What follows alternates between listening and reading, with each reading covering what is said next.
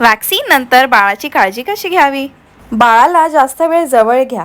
Vaccine नंतर बाळ चिडचिड करू शकतं, जास्त रडू शकतं किंवा अनकम्फर्टेबल वाटू शकतं. अशा वेळी त्याला कुशीत घ्या, त्याच्याशी बोला आणि त्याला प्रोटेक्टेड वाटू द्या. वारंवार दूध द्या.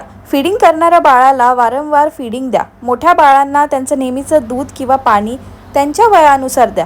यामुळे बाळ हायड्रेटेड राहतं आणि त्यांना आराम मिळतो. बाळाला भरपूर आराम द्या. काही बाळ व्हॅक्सिन नंतर जास्त झोपतात तर काही थोडी लेझी वाटतात, तर त्यांना आराम करू द्या आणि त्यांच्याशी जबरदस्ती खेळू नका.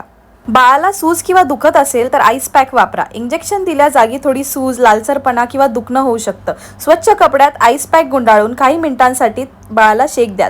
थेट त्यांच्या स्किनवरती लावू नका. डॉक्टरांनी सांगितलेली क्रीम लावा. जर तुमच्या डॉक्टरांनी क्रीम किंवा इतर कोणती क्रीम सुचवली असेल तर तीच वापरा. स्वतःहून कोणतीही क्रीम किंवा तेल लावू नका. तापावर लक्ष ठेवा. व्हॅक्सिन नंतर हलका ताप येणं एकदम नॉर्मल आहे. बाळ गरम वाटत असेल तर ताप त्याचा चेक करा. डॉक्टरांनी सांगितलेलं औषधं वेळेवरती द्या आणि ताप खूप वाढल्यावरती डॉक्टरांना कॉन्टॅक्ट करा.